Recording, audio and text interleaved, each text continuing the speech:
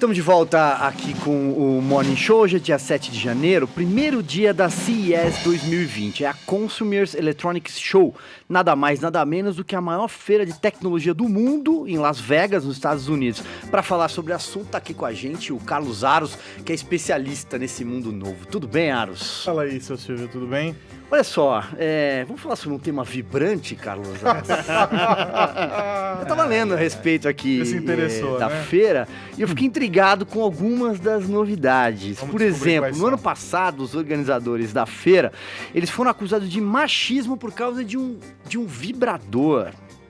E o aparelho tá de volta nesse ano. Conta pra gente, que história é essa, Aros? A discussão é a seguinte, né? É um aparelho que foi apresentado na CES do ano passado e que recebeu um prêmio de inovação. Para além de toda a exibição de produtos e tecnologias que vão ser colocadas no mercado, talvez neste ano ainda, outras como uma projeção para os próximos anos, a CES também tem premiações que ela oferece para inovadores, para produtos que modificam alguns segmentos e que acabam promovendo pequenas revoluções que lá na frente pode se transformar numa grande revolução tecnológica. Ocorre que o prêmio foi concedido para essa empresa que desenvolveu esse vibrador e, na sequência, o prêmio foi retirado, porque eles disseram o seguinte: olha, trata-se apenas de um vibrador. A defesa dos criadores do produto, da criadora do produto, é de que não é um vibrador, e não é um brinquedo sexual, segundo ela, é uma tecnologia sexual. Ela faz essa distinção para dizer o seguinte: o que tem de tão especial? A Adriles me perguntava aqui, pelo amor de Deus, o que faz esse vibrador? Ele é uma tecnologia microrobótica. Basicamente, são pequenos sensores e pequenos dispositivos dentro do aparelho que reproduzem as sensações do toque humano, da boca, da língua, dos dedos. E aí, isso faria com que a experiência de quem usa o aparelho fosse similar à do toque de um ser humano. Né? Então é uma experiência personalizável, que ela diz, você consegue customizar e ter uma experiência melhor para quem usa. Este ano, como uma forma de redenção, depois de toda a polêmica no ano passado, não só este, como outras tecnologias sexuais voltaram para a CES, causando comoção, Adriles. Tais quais?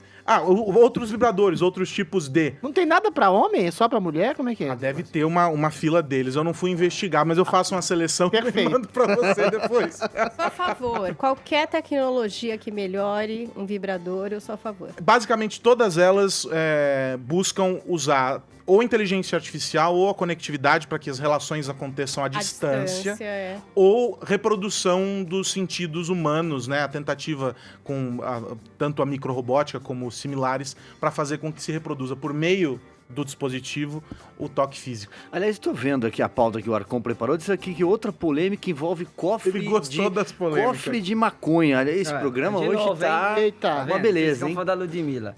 Por isso que as pessoas estão usando vibrador. Não foi a Ludmilla que desenvolveu esse. Que papo é esse? É um aparelho que é um cofre que só abre por meio de reconhecimento facial, aí está a tecnologia, e a outra tecnologia é o fato de que ele acondiciona bem nas condições ideais para a manutenção da qualidade da erva. E se você esquecer a senha do cofre? Não, é seu rosto, reconhecimento facial, do rosto, não esquece. Esquecer. No máximo, só por sua carinha. A máquina pode esquecer de você. Isso que deve ser mais ideal ainda, no caso, esquecer, né, de esquece uma coisinha, toma um chá. Vocês lembram desse vídeo, Tapa na Pantera? Bom, vibradores e cofre de maconha à parte. Vamos seguir aqui na discussão. Meu Deus. Pois é, mas tem muita coisa bacana para falar e o Aros vai trazer algumas dessas novidades pra gente sobre inteligência artificial.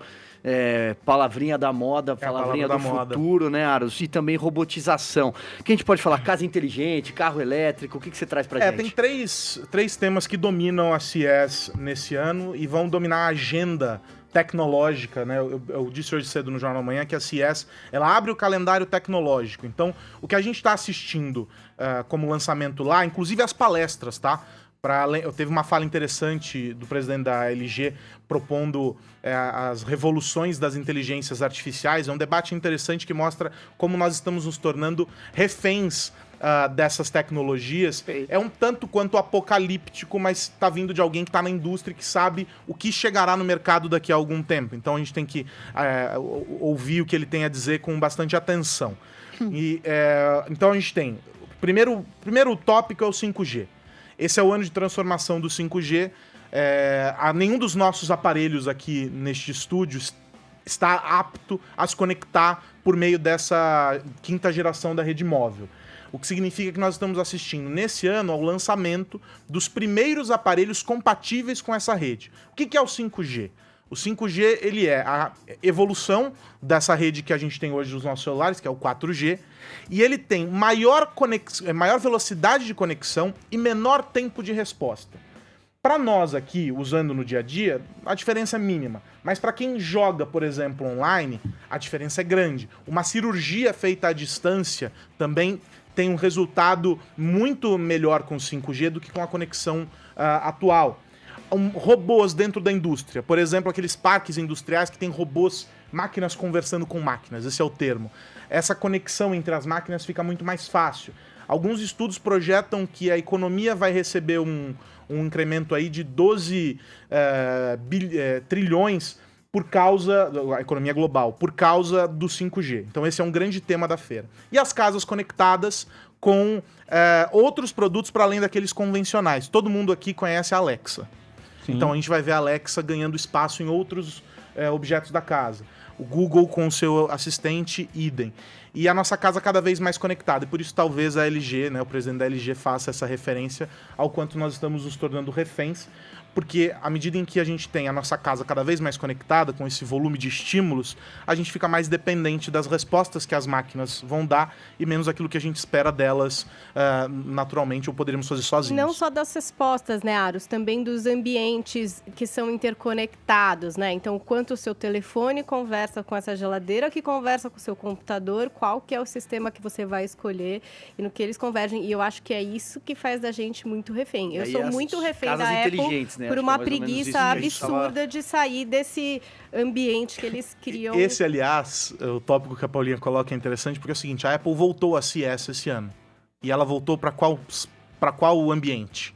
O das casas conectadas. Com a caixa de som, né? Que é como eles a têm Alexa. o HomeKit, que eles chamam, que são os equipamentos para fazer essa interface com os aparelhos Apple dentro de casa. Então, se a Apple está olhando para esse mercado e disser assim, eu não quero anunciar celulares, não quero mais brincar de falar sobre iPad, de MacBook, eu quero falar sobre o que está dentro da sua casa, é porque a indústria está se mobilizando com uma força muito, muito grande para isso. E esses produtos, Silvio, estão ficando cada vez mais baratos. É isso que eu ia falar, mais acessíveis, né? Mais baratos, porque antes você tinha que ter um sistema, sei lá, meio por fios. Hoje você põe uma lâmpada que é sem fio, que já conecta ali com a sua Alexa. Sim. E aí você diz, apagar a luz, e a Ou luz criar um apaga. ambiente para assistir um filme, por exemplo. exemplo. Então é fácil, você vai comprando essas pequenas peças que se juntam nesse ambiente e você acaba ficando muito dependente desse rolê. Mas o que você citou de passagem o CEO, que falou do aprisionamento a esses modelos artificiais de comportamento. Eu fiquei muito impressionado com o vibrador, que ao contrário da Paulinha, Meu Deus. Eu acho que um vibrador mecânico não traz empoderamento feminino, ele traz aprisionamento masturbatório à mecanicidade. Até um orgasmo, a gente tem fisiologicamente a oxitocina que é liberada quando você está com outra pessoa, que fisiologicamente dá uma sensação de bem-estar, que isso nunca acontece numa masturbação, ou seja, o masturbador, ele fica viciado, é igual um viciado em cocaína que nunca tem igual a primeira dose. O orgasmo, Paulinha, por si só, é uma coceirinha passageira. O outro ser humano é um orgasmo, é como se fosse um chocolate. Uma coisa não o exclui a outra, outro ser humano Drilis. ao seu lado é um chocolate metafísico para a eternidade. Mas aí eu queria saber o que esse CEO falou desse aprisionamento em relação a essas formas mecânicas. Ele propõe uma escalada, faz uma divisão, e aí se eu fosse entrar aqui a gente ia demorar muito em cada uma delas, mas ele basicamente propõe 4 divisões ou fases dessas inteligências artificiais. Sim. A gente hoje vive com a primeira delas, que é a dos assistentes pessoais. E talvez lá na frente, se a gente chegar eventualmente no que seria a 4ª fase disso, nós estaríamos mais ou menos como nos filmes de ficção científica. Implantes. Quando vai acontecer, Aros? Em que a gente tem uma simbiose entre essas inteligências e o nosso organismo. E mais do que isso, o quanto elas ganham uma espécie de autonomia porque sabem muito sobre nós. Então é assustador, por exemplo, quando você vai procurar algo no Google e ele já propõe para você os algoritmos te leem, né? É uma leitura. Só que essa leitura, e aí o Harari fala muito sobre isso nos livros dele, etc. E ele tem uma abordagem um tanto quanto pessimista. O Harari tem uma visão de mundo... Tira a liberdade, o livre-arbítrio. Pessimista justamente por isso. E ele, em uma das passagens, ele fala sobre, para ficar no campo da sexualidade, ele fala sobre como, por exemplo, um algoritmo saberia definir se um indivíduo é homossexual muito melhor do que ele mesmo se assumiria. Porque o algoritmo vai estar baseado nas escolhas dele. Ele vai estar observando em uma camada muito mais profunda sobre biológica, sobre mas como é que o algoritmo vai ler a construção social da sua sexualidade dentro da sua cultura? Dá pra ler isso também? O Harari você faz deixa vácuo. O que basicamente o Harari e todos os que pensam você deixa rastros, né? Você deixa rastros. Acho que esse então, é o ponto. O seu comportamento, uma curtida que você dá e que só você sabe que você fez, pro algoritmo ela tá evidente. O Facebook, por exemplo, é capaz de prever com uma antecipação muito grande se você vai começar um relacionamento com alguém. É muito bom isso. Até se vai terminar, é muito bom. E a gente tá falando, só pra fechar, Vini, desculpa, a gente tá falando em levar todas essas ferramentas que hoje estão confinadas a espaços em ambientes externos, né? Não estão dentro de casa. Talvez o celular esteja, mas ele não necessariamente vinculado a tudo que está na nossa casa, para dentro de casa, para estar na tua cabeceira ali. São pequenos espiões da sua natureza. Né? Essa é a questão. E que forjam a sua natureza. Quanto você quer ou não compartilhar seus dados e quanto essas empresas estão sendo transparentes no que elas estão ou não monitorando. Na própria Alexa tem uma função ali onde você fecha a câmera. Que só surgiu, Paulinha, tanto a da câmera quanto de apagar os áudios.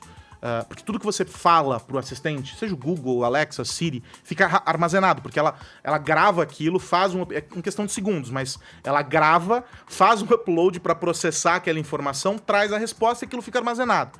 E aquela gravação ela é usada para melhorar a experiência, o entendimento dela sobre o que você disse. A Alexa e a Amazon só colocou isso na Alexa depois de muita briga. Fechamento da câmera, a história da câmera, tudo isso. Uma página de configuração de privacidade. Nós estamos nessa época agora de... Desculpa, senhor. Nós estamos nessa época agora de premiações cinematográficas, né? E tem sempre essa competição agora aí da tela grande, do cinema tradicional versus o streaming. E agora a Apple entrou nessa jogada aí também. Vai ter esse debate aí na CS? Tem, a CS tem um braço lá de entretenimento e basicamente tudo que as empresas, tanto de software quanto de hardware, estão colocando nesse quesito é para melhorar a experiência do consumo audiovisual. E uma parte disso dedicada, isso passa também pelo 5G, a melhorar a condição de transmissão e consumo desses conteúdos. Então, o streaming, mais do que o entretenimento, se a gente for falar o cinema ou qualquer coisa, o streaming está na linha de frente dessa discussão, porque o grande debate é como eu ofereço uma melhor experiência. E aí isso passa tanto pela qualidade do vídeo quanto pelo conteúdo daquilo que está sendo colocado. Rapidez, né? A Netflix mesmo fez um negócio fantástico para chegar hoje na forma com que eles apresentam. E é um dos aplicativos que dá menos bug. Para quem usa vários, a gente sabe que tem alguns que ainda precisam dar grandes passos aí para ter uma funcionalidade. Mesmo na curadoria daquilo que interessaria para você, isso passa por inteligência artificial. Então, são algoritmos lendo os seus interesses. E aí vale dizer, e é assustador, mas vale dizer, não só quando você está conectado à plataforma, eles estão lendo você o tempo todo para poder entregar para você séries, filmes com atores, com enredos que potencialmente te interessariam. Tem coisas tão absurdas para Netflix que até a foto que traz isso é interessante. Eu queria resumir para dizer o seguinte, o recomendado para você, que a gente encontra na Netflix e em outros aplicativos, será cada vez mais recomendado. Exatamente, mas isso não inibe. Será cada vez mais próximo daquilo que você você consome todos os dias. Mas você sabe que no começo não era, né? O em alta e o recomendado pra você, basicamente era um golpe de marketing pra dizer, olha, assista porque isso aqui é mas bom. isso, essa questão do algoritmo da própria Netflix é muito criticável no seguinte sentido. Tem uma frase do Gilberto Gil que eu acho genial, que ele fala que o ser humano sabe o que quer, mas também quer o que não sabe. Uma das críticas que se faz a essa coisa do algoritmo, de pesquisar o gosto médio do telespectador, é o seguinte: séries extremamente originais, como foram o Breaking Bad, e que absolutamente alteraram gostos, suscitaram originalidades escondidas dentro do próprio gosto da pessoa, não seriam mais viáveis, mais possíveis, já que você faz uma pesquisa antecipada do que seria o gosto antecipado do telespectador. Furar a bolha, né? Tem que furar a bolha também. Porque o gosto da gente, assim como a sexualidade, é construída ao longo do tempo e da nossa vivência. Ou seja, os algoritmos não só não podem tudo, mas como podem aprisionar a personalidade de alguém e o gosto de alguém. A gente discutia isso, Adriles, quando se começou a falar sobre as bolhas. Exato. Por causa dos feeds nas redes sociais, um pouco antes do debate político se tornar tão quente como ele é hoje. Se falava muito sobre essas bolhas.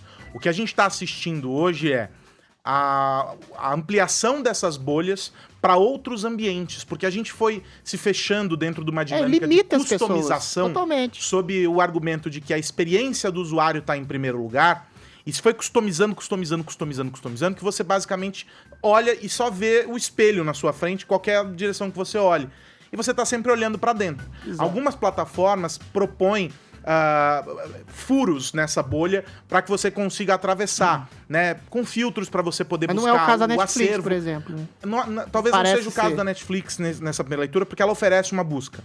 Mas não é o caso do usuário. Porque o usuário ele sempre busca o caminho mais fácil. Ele vai onde está o clique. Se a primeira gaveta, como são as linhas, né, de vídeos dispostos lá na plataforma, se a primeira gaveta mostra para você algo que é interessante, que tá todo mundo comentando, você vai clicar na segunda ou você vai clicar na primeira? Exato. Então, o usuário sempre tem o estímulo de buscar aquilo. Então, uma parte da responsabilidade sobre as bolhas, ela tá na mão do usuário. Perfeito. Deixa eu te fazer mais uma pergunta, Aras, do ponto de vista de mobilidade, outra palavrinha também aí bem em voga. Os carros elétricos, o que a feira traz de novidade em relação aos carros elétricos e também aos, vou chamar de carros voadores, né? Voadores. Porque cada vez que a gente fala de tecnologia, feira de tecnologia, de futuro, todo mundo pensa ali, né, nos Jetsons. Embora os Jetsons seja revelador da minha idade, muita gente está nos acompanhando. Agora não conheceu os Jetsons, mas vamos lá. E os carros voadores, os carros elétricos? Bom, os carros elétricos, a gente tem uma discussão que passa não só pelos carros elétricos, mas por outros dispositivos, que é a questão da bateria. Então, o grande debate sobre carros elétricos é como você garante a duração da bateria para além do que é possível hoje. Então, esse é o dilema de toda a indústria, basicamente. E a gente tem algumas fabricantes trabalhando com condições melhores. Dentro desses carros elétricos não é mais novidade o motor elétrico, mas é novidade a conectividade. Então, o 5G, a interação com aplicações, a Alexa está chegando agora em algumas fabricantes e por aí vai. Tem a Apple e o Google com o seu Apple Car e o Android Auto também melhorando a experiência dentro dos carros e conectando com casa e com outros objetos. No caso dos voadores, o destaque é para aquele que vem tentando um carro voador já há algum tempo, que é a Uber. Né? Eles apresentaram, junto com a Hyundai, um modelo de carro voador. Mas como é que faz o tráfego, gente? Eles vão se trombar lá em cima. Essa é uma questão... Avião é planejado, carro não é. No entendimento dessas empresas, essa é uma questão que deve ser discutida pelos órgãos reguladores. Eles simplesmente criam a inovação. Tem um carro voador, vocês podem usar, agora é só. Mas basicamente ele se enquadraria em alguma medida, e aí precisa ver o modelo, o tamanho, tudo muda, mas ele pode se enquadrar dentro da legislação, tanto do helicóptero quanto de... Enfim, depende da capacidade do modelo. O que a Uber está propondo, e aí vale a gente entender que é o seguinte, não se trata única e exclusivamente de um carro voador porque queremos um carro voador. A Uber está se posicionando globalmente como uma empresa que pensa a mobilidade usando como ponto de partida a tecnologia. Então a Uber tem desde patinete, passando por bicicleta, os carros compartilhados, entrega de comida, os serviços de helicóptero e os carros voadores que ela tanto sonha em ter. Então, tudo isso junto e conectado dentro de um sistema em que o aplicativo te diz onde pegar o carro voador, deixar o carro voador, entrar no carro compartilhado, pegar a bicicleta, usar o patinete e também o transporte público, propõe que as pessoas aprendam por meio disso como é a mobilidade de verdade. Mobilidade é a conexão entre os modais, não é só você entrar no seu carro e chegar no seu destino. Essa é a proposta da Uber e de outras empresas. E o carro voador é mais uma dessas propostas, com um pouco de golpe de marketing para dizer, olha só como nós somos incríveis. A Uber não oferece motorista sensual também? Depende, se você der sorte no aplicativo. Pois é, mas aí é sorte, não é algoritmo, pô. Já deu problema pra Uber. Né? O Adrilles hoje tá impossível, né? Ou vocês vêm com essas pautas que eu posso... O Aros, vamos deixar um serviço aí para quem quiser mais informações sobre as novidades da feira. Hoje à tarde, às 3 horas, no YouTube Jovem Pan News, no Sociedade Digital, eu, André Miceli, vamos estar em conexão direto com Las Vegas.